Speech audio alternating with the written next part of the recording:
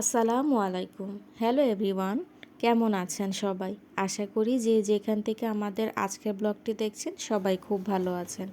আলহামদুলিল্লাহ, আপনাদের দোয়া এবং আল্লাহর রহমতে আমরাও খুব ভালো আছি। চলে আসলাম আরেকটি নতুন ব্লগ নিয়ে আপনাদের সামনে। আমি ফারহানা, ব্লগ বাই সেহেরস মম থেকে। আজকের ব্লগটি প্রায় বছরখানেক আগের পুরনো। মোবাইলের গ্যালারিতে অপ্রয়োজনীয় কিছু জিনিস ডিলিট করতে গিয়ে চোখে পড়ল অনেক আগের একটা ব্লগ আমার মোবাইলে রয়ে গিয়েছিল, যেটা আর আজকে দিব কালকে দিব করে করাই হয়নি।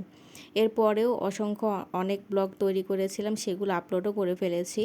তাই যেহেতু আরেক বছর প্রায় চলেই আসছে, তাই ভাবলাম যে আজকে ব্লগটা দিয়ে শেষ করে ফেলি।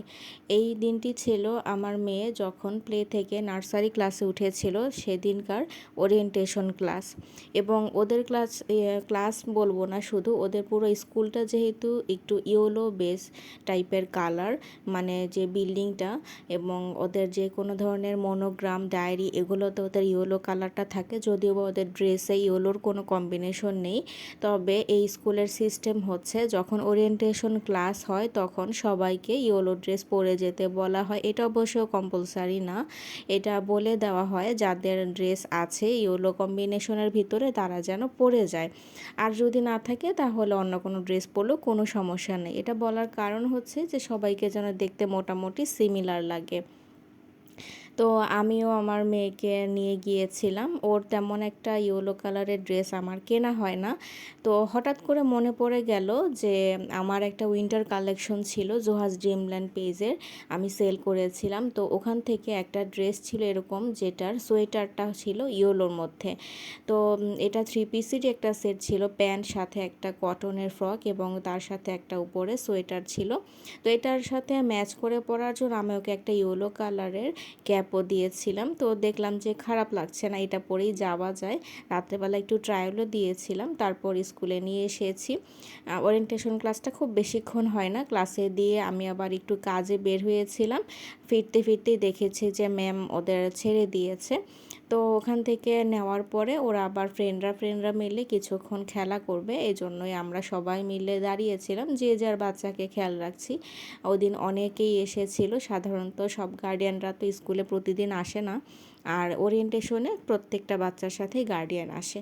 তো এই জন্যই অনেকের সাথে দেখা হয়ে গেল। আমরা গার্ডিয়ানরা বসে গল্প করছিলাম, তার সাথে তারা আবার ফ্রেন্ডরা, ছোট ছোট মানুষ, তারা সবাই মিলে আবার ফটো সেশন করছে।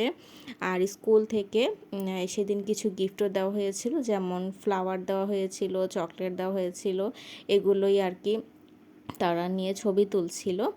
আর ছবিগুলো দেখে একটা জিনিস বুঝতে পারলাম যে আমাদের বাচ্চারা যখন আমাদের চোখের সামনে থাকে, আমরা কিন্তু ওদের গ্রোথটা সেভাবে বুঝতে পারি না। তো বছরখানেক আগের এই ছবিগুলো দেখে বা ভিডিওগুলো দেখে বুঝতে পারলাম যে আসলেই আমাদের বাচ্চারা বড় হয়ে যাচ্ছে। এখনকার রিসেন্ট কিছু ছবির সাথে কম্পেয়ার করলে বোঝা যায় যে আসলেই কতটা ছোট ছিল। তবে একটা জিনিস দেখলে মন খারাপ হয়ে যায় এই জন্য যে এই যে এখানে ওরা 3টা ফ্রেন্ড দেখতে পাচ্ছেন, ওদের তখনকারও যতটুকু না স্বাস্থ্য ছিল, আর এখন কিন্তু যতই বড় হচ্ছে আস্তে আস্তে শুকিয়ে যাচ্ছে। এটা অবশ্য স্বাভাবিক, কারণ ওদের পরিশ্রম বাড়ছে, পড়াশোনা, স্কুলে যাতায়াত, তারপরে নিজেদের দুষ্টুমি তো থাকেই, সব কিছু মিলিয়ে এনার্জি অনেকটাই লস হয়। তাই ছোটোবেলার মতো যে সেরকম গুলুমুলু থেকে যাবে এটা তো আর হয় না। ধীরে ধীরে তাদের পরিশ্রমের সাথে সাথে স্বাস্থ্যটাও একটু হলেও ভাঙবে। যাই হোক, সেটাও বিষয় না, বিষয় হচ্ছে ওরা যেন সবসময় সুস্থ থাকে, তাহলেই ওদের পড়াশোনা হোক বা দৈনন্দিন জীবনে ওদের যত আনন্দ খেলাধুলা সব কিছু এনজয় করতে পারবে। বাচ্চারা সুস্থ থাকলে সব থেকে বেশি পছন্দ হয়। সুস্থ থাকার জন্য আমি অনেক চেষ্টা করেছি এবং অব্যাহত থাকি। আমি সবসময় এটাই কামনা করি যেন প্রত্যেকটা বাচ্চা সবসময় সুস্থ থাকে। তো আজকের ব্লগে আসলে বলার মতো তেমন কিছু ছিল না, তাই নিজস্ব কিছু মতামত আপনাদের সাথে শেয়ার করলাম। বাচ্চারা এই ফাঁকে তাদের খেলাধুলা শেষ করে ফেলেছে, এরপর আমরা বাসায় ফিরে যাব। তো আমার মেয়ে আবার বায়না ধরেছিল তার ফুপ্পির বাসায় যাবে, তো ওখান থেকে আমরা আবার ওর ফুপ্পির বাসায় যাব, ওই দিনটা থাকবো। এই জন্য আমি বাসা থেকে প্রিপারেশন নিয়েই আসছি। তো খেলাধুলা করতে করতে সে চুল টুল এলোমেলো করে এমন অবস্থা করেছে যেখান থেকে বাইরে নিয়ে যাওয়ার মতো অবস্থা নেই। তাই ভাবলাম যে একটু চুলটা আবার আঁচড়ে নিয়ে তারপর যাই। আর এদিকে সবার সাথে কথাবার্তা বললাম, অনেক দিন পরই দেখা হয়েছিল। ছুটির পরে তো প্রায় মাসখানেক স্কুল বন্ধ থাকে। তো আবার কিছুদিনের মধ্যে যখন ক্লাস শুরু হয়ে যাবে তখন তো সবার সাথে রেগুলার দেখা হবে। সবার কাছ থেকে বিদায় নিয়ে চলে এসেছে আপুর বাসায়। তো আপুর বাসার তেমন কোনো ভিডিও করা হয়নি। ওখানে গেলে আমরা সবাই আড্ডা দিতে বা ঘুরতেই পছন্দ করি, একটু কাছাকাছি হাঁটাহাঁটি করি, এই আর কি। তো যাই হোক, আজকের ব্লগটা কেমন লাগলো সবাই জানাবেন। আমি আমার ফ্ল্যাটের কাজের বাকি কিছু অংশ আছে, সেগুলো আপনাদের সাথে খুব শীঘ্রই ইনশাআল্লাহ শেয়ার করব।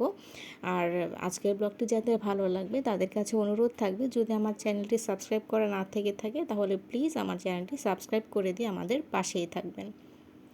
সে সমাপ্তিতে এটাই দেখাচ্ছি যে আপুর বাসায় ভিতরে যখন ছিলাম সেগুলো তো ভিডিও করা হয় না, তবে বিকেলবেলা আমার মেয়ের সব থেকে প্রিয় যে কাজ সেটা হচ্ছে আপুর বাসার সামনে একটা স্কুল আছে, সেই প্লেগ্রাউন্ডে খেলাধুলা করা।